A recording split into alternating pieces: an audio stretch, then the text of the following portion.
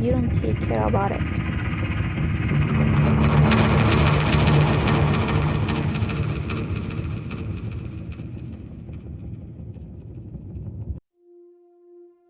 We have to stop it.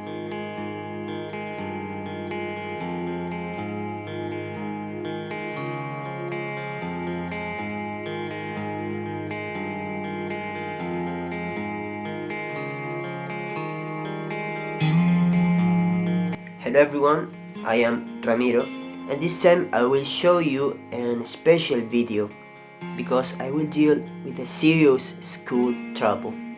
This trouble is closely related with violence, with aggressions, humiliations, and it is very important to take care about on the right time.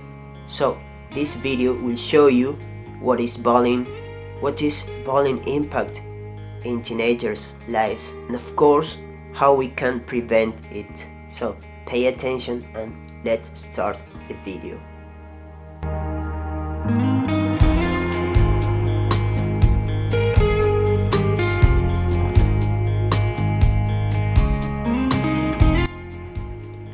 Since ancient times, violence was implicit in the educational method based on the belief that the letter enters with blood, a phrase that was born in the Middle Ages and that translates the conception that guide educational processes in those times.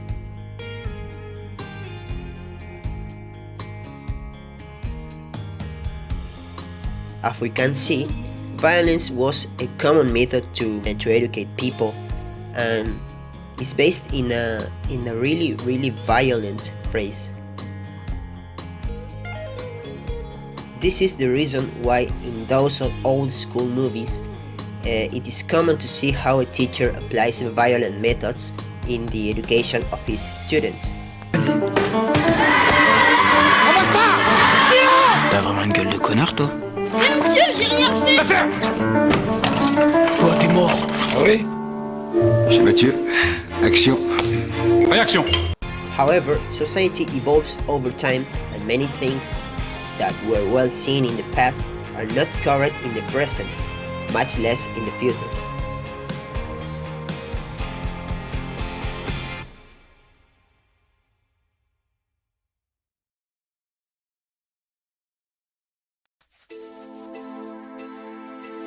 The human being by nature tends to demonstrate his intelligence and power over others, but in the worst case, this is usually demonstrated through violence, and in the adolescent stage, people are even more vulnerable to falling into these situations. This is why these cases have the greatest impact in high school or in secondary school.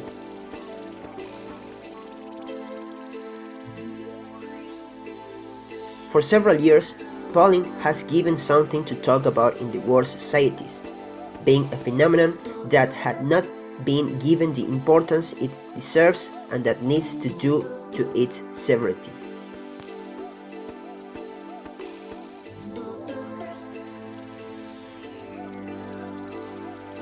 Bullying occurs when children or adolescents are continually tormented by another or others with more power, either because of their physical strength or their social level.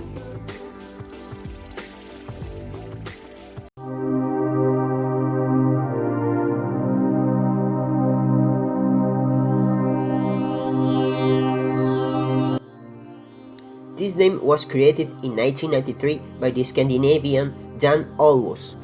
This author found that the young people had been victims of physical and emotional aggression on the part of their schoolmates. Let's start at the beginning. Define bullying. Yes. Well, there are typically three criteria for defining bullying. It's a kind of negative behavior, a kind of aggressive, proactive behavior. And second, it's typically somewhat repeated a pattern of behavior, but it can be single episodes as well, but typically some repetitiveness. And finally, and maybe most important, there's a power imbalance between the perpetrator or perpetrators and the targeted, the victim. So these are the three basic criteria. So basically, you got the power vacuum there, or the power imbalance there. Yeah. You've got aggression and you've got repeated action. Is that different than how bullying was categorized, we should say, in years past? I think it was never categorized really. Yeah. But so when I started I did the first, what is generally considered to be the first scientific study of bullying actually in the 70s. And it was published in the US in 1978, the book Aggression in the Schools, Bullying Victims, I think it's called. But anyhow, at that time we had little knowledge to really make a clear definition. But very soon afterwards we had some suicides in Norway, where I moved, and that spurred an international campaign, a nationwide campaign, and then it was important to develop a criteria. So these criteria, I defined them then at that time, and gradually they have been very well accepted in the research literature and among practitioners as well. But with the advent of cyberbullying, there's been some concerns about do they really apply in the same way. And there are a good deal of things suggesting that these criteria can also be applied relatively well. But of course, sometimes you have a single episode, for instance, posting a negative video or something like that, which can be spread to a large audience. It's not repetitive in the ordinary sense. So I think we need to do more research, but it's typically, I think, the definition can be probably used also for cyberbullying. So. The school is a stage where you learn to coexist between different subjects with different personalities, and for this reason, it is the place where this problem is most highlighted. But it is not the only stage where this social phenomenon manifests itself.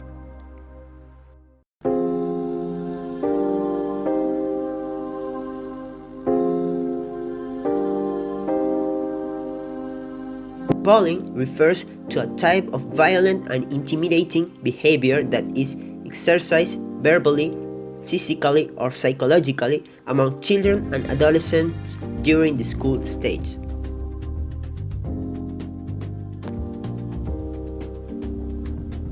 It is a series of continuous mind statements that are intentionally carried out by one or more aggressors, with the purpose of attacking, generating insecurity, or hindering the victim's school performance. God damn, I bet your dad'd be real shamed by you. Go ahead, bitch. Say something funny. Make me laugh.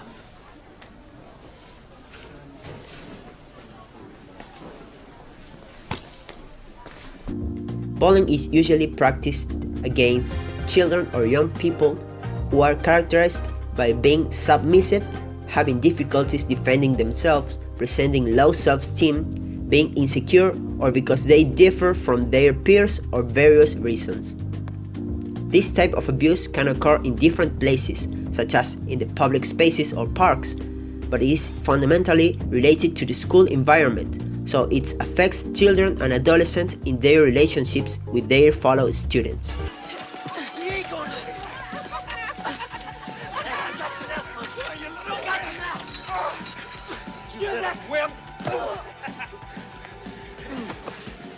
You couldn't leave well enough alone.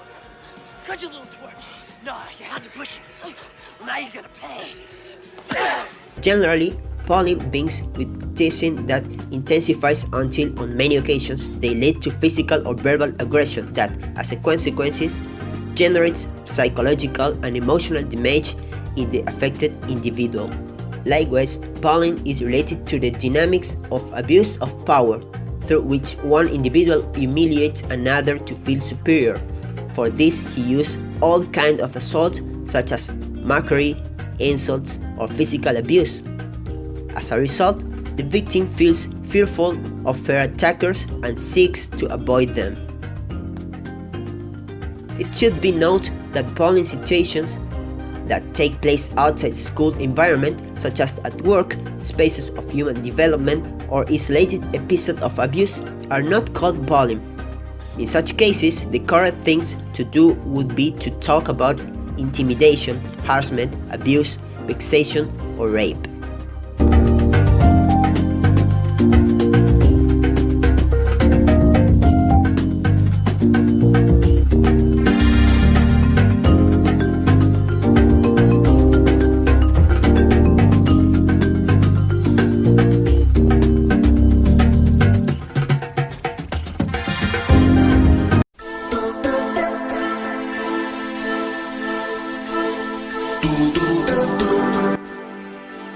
There are many kinds of bullying. These are some. Verbal bullying is characterized by the use of insult, teasing, nicknames, gossips, rumors, threats, and humiliations that psychologically affect the individual and lead to discrimination. Physical bullying is the most common among students. It includes all kinds of physical aggression such as hitting, kicking, or pushing that can be carried out by one or more aggressors. Social bullying is one that seeks to isolate or exclude the child or adolescent from a social group. This is achieved through social or economic discrimination, indifferent treatments, among others. Sexual bullying is a type of psyche with sexual connotations or abuse in the most serious cases. In this case, girls are generally the main victims, as well as homosexual individuals. It can be carried out by an individual or a group of attackers. It is usually practiced for a certain period.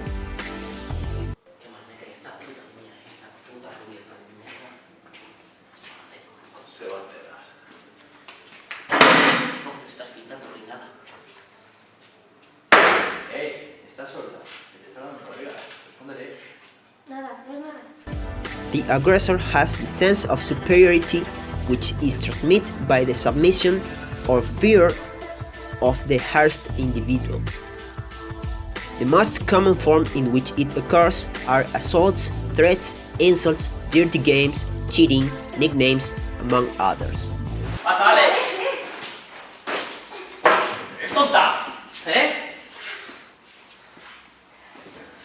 ¿Qué cojones le haces a mi amigo? Me parece normal. Victims of bullying may have some of the following symptoms: sleep disturbances, eating disorders, irritability, depression, anxiety, headache, lack of appetite, destructive thoughts such as they desire to die.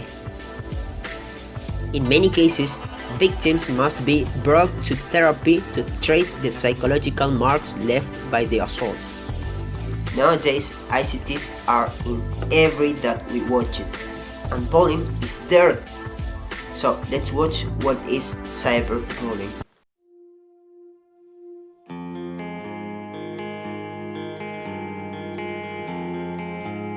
Cyberbullying is the use of digital media to annoy or harass a person or group of people through personal attacks, disclosure of confidential or false information, among other means. The acts of cyberaggression have specific characteristics that are the anonymity of the aggressor, his speed, and his reach. It may constitute a criminal offense. Cyberbullying involves recurring and repetitive harm inflicted through electronic means.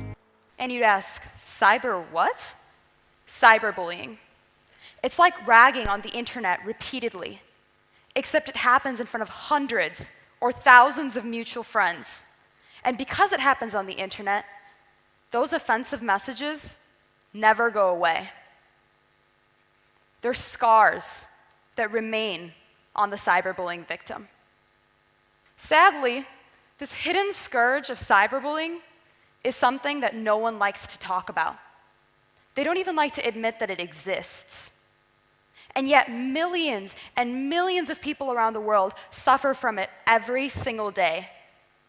They go through low self-esteem issues, depression, are more likely to drop out of school, are more likely to get into alcoholism, are more likely to go into drugs, and in rare cases, even commit suicide.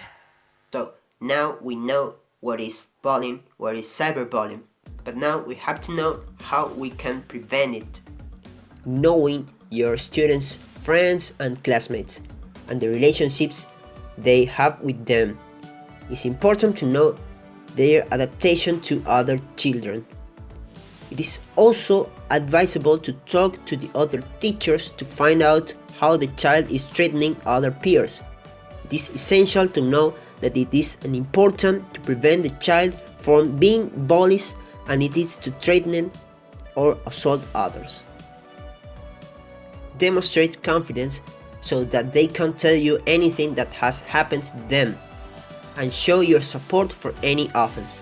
In addition, they must know how to accept themselves as they are, so that other comments cannot affect them, since harsers often continue with their insults or attacks if they know they have power over their victims.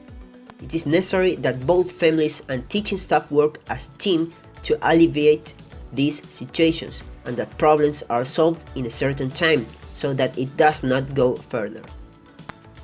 Bullying is so serious, and unfortunately we cannot stop it, but we can prevent it.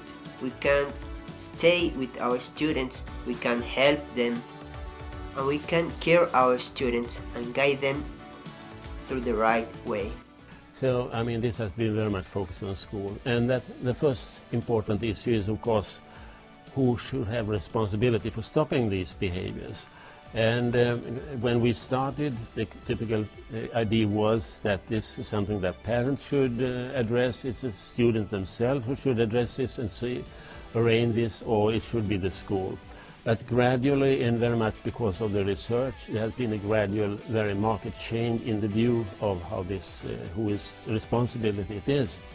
It's very clear that the main responsibility lies with the schools.